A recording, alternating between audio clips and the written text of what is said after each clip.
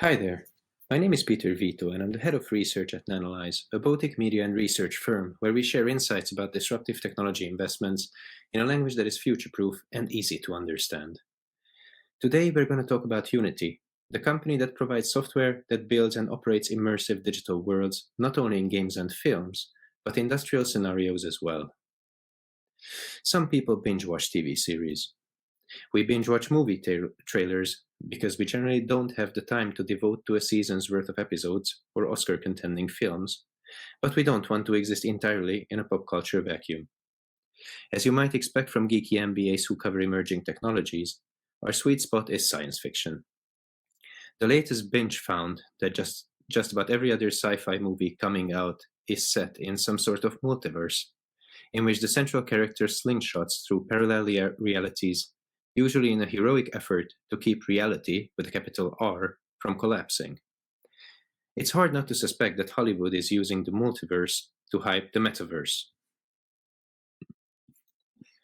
Unless you do exist in an alternative reality, it's been impossible to ignore the chatter around how we will soon start living our best digital lives through avatars in virtual worlds, created out of Mark Zuckerberg's masturbatory fantasies. A lot of questions remain. Are we already avatars in someone else's metaverse, aka the Elon Musk living in a simulation theory? Do we really want to head down what is undoubtedly a dystopian hellscape, aka the Ready Player One future? Will people spend real money on non real stuff, aka online porn?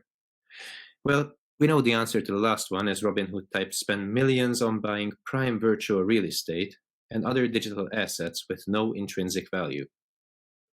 We've written a few articles recently on how we might invest in the metaverse, sans the hype, and we're pretty locked on sticking to enterprise based solutions rather than the drivel that passes for social interaction. One pick and shovel play is to analyze in real time the vast rivers of big data that will flow as companies operate, optimize, and monetize these three-dimensional virtual worlds. A more direct way to invest is in the underlying technology used to build the metaverse. That brings us to Unity Technologies, a company that we first covered as one of the best ways to invest in virtual reality. But here's the thing, there's virtual reality, augmented reality, mixed reality, and extended reality. In reality, the metaverse is co opting all of these concepts.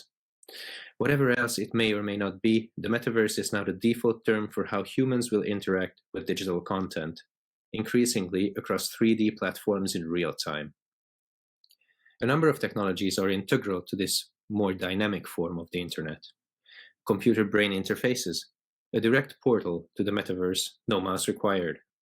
5G networks and beyond, a superhighway for the metaverse with minimal latency. The Internet of Things, a bridge between our universe and the metaverse, giving it senses. Here's a metaverse market map from CB Insights that shows how varied the companies building the infrastructure of the metaverse are. And what about San Francisco-based Unity Technologies? The 18-year-old company is a world builder, or more accurately, Unity provides all the tools for game designers, artists, architects, engineers, and others to develop real-time 3D content on more than 20 different platforms, from Apple and Microsoft operating systems to mobile to VR, AR devices. Prior to its September 2020 IPO, Unity had raised $1.3 billion as a startup.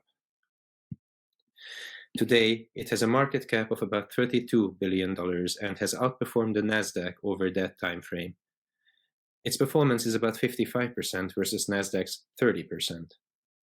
Annual revenue reached the $1 billion mark to $1.1 billion in 2021, an increase of 44% from the prior year.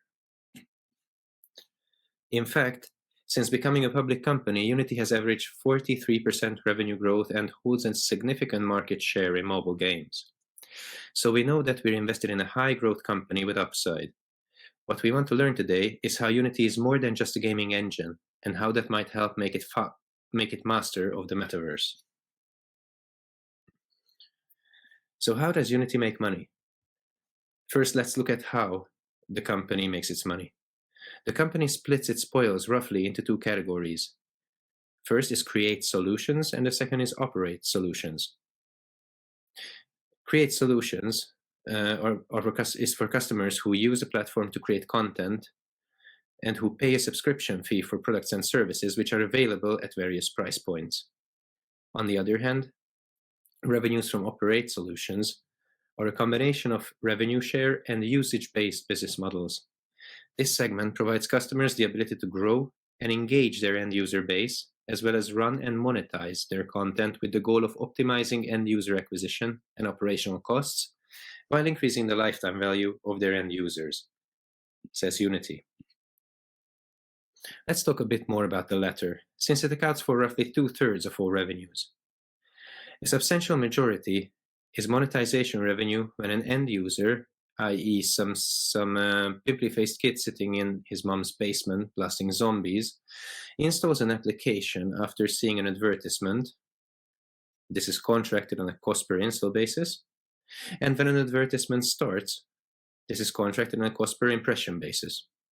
Unity takes a cut from these marketing activities. What you see on this slide is the Unity Operate dashboard that provides a lot of tools to help customers monetize games, such as ad impressions. One drawback is that Unity and its customers rely on data collected and shared on end-user devices, such as an iPhone or a PC, for targeted advertising. So the recent efforts by Apple to strengthen privacy measures by requiring applications to obtain an end user's permission to be tracked means that Unity and its customers will probably lose some of this monetization revenue. To this point, Facebook recently announced the new Apple rules will cost it at least $10 billion in net revenue this year, and then saw a quarter of its market value evaporate overnight. In general, governments are regulating tech companies into being more transparent, so expect other platforms that Unity and its clients rely upon to follow suit. It will probably take at least the next 12 months to assess impacts to the bottom line.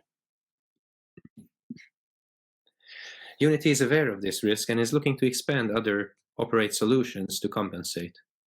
In 2018, for example, it introduced its own cloud hosting platform called Multiplay to support ongoing game and applications operations for clients who don't want to maintain their own hardware infrastructure. The company expects revenues from this and related turnkey services to grow as a percentage of total revenue. Despite the possible headwinds, guidance for 2022 looks very good. And there are some valid reasons for that optimism. One metric for how Unity tracks performance involves focusing on customers that generated more than $100,000 of revenue in the trailing 12 months, which represents the majority of the company's revenue and revenue growth. At the end of 2021, this category grew to 1,052 customers, compared to 793 at the end of 2020. Significantly, no customer accounts for more than 10% of revenues. Another metric the company touts is its dollar-based net expansion rate, which compares its revenue from the same set of customers across comparable 12-month periods. The calculation divides current period revenue by prior period revenue. The 2021 dollar-based net expansion rate was 140%, which means current customers are spending and generating 40% more money than they did the year before. Of course, there's a reason why Unity is growing its revenue and customer base so quickly. It provides one of the leading platforms in existence today to help customers create the future worlds of the Metaverse in gaming and beyond. The company recently strengthened its portfolio with the $1.62 billion acquisition of Vita Digital's tools, pipeline, technology, and engineering talent. Vita Digital is the New Zealand company behind the digital effects in movies like Avatar, Game of Thrones, Lord of the Rings, and War for the Planet of the Apes, seen here. Unity is buying the technical side of the business, while the creative types who employ those tools will be spun out into a separate company called Vita FX, with Sir Peter Jackson maintaining majority ownership. In turn, Vita FX will likely become one of Unity's biggest customers. Unity estimates that Vita Digital acquisition will add as much as $10 billion to its current addressable market of about $35 billion. The November 2021 acquisition is one of more than 2 dozen by Unity since 2011, as the company has not been shy about adding technology and talent to improve its product over time. In 2021 alone, Unity acquired 7 companies, spending at least $2 billion, including the Weta Digital acquisition. The metaverse will not come cheaply. Now, let's look at metaverse applications beyond gaming and film, what we're calling the enterprise metaverse.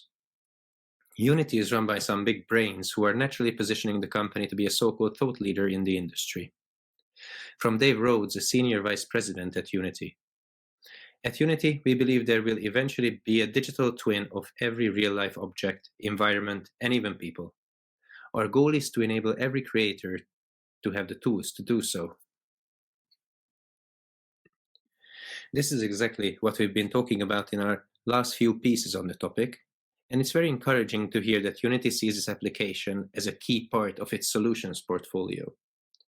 A digital twin is a virtual representation of a real-world object or system. It can be anything from a factory to a smart city. In fact, Rhodes recently provided some real-life examples of these digital twins that his company is developing with its customers. Topping the list is Hyundai, which is partnering with Unity to build what the duo refer to as a metafactory. This digital twin of an actual factory being built in Singapore will enable Hyundai to test run a factory virtually in order to calculate the optimized plant operation and enable plant managers to solve problems without having to physically visit the plant. In addition, consumers will be able to trial, test, and engage various auto-related solutions digitally long before choosing which to transfer to physical vehicles. The whole press release from the South Korean automaker reads like one of our recent Metaverse articles on the value proposition of the technology. Hyundai and Unity's partnership will further accelerate innovation in the field of intelligent manufacturing, integrating AI, 5G, and other advanced technologies into a next-generation smart factory platform.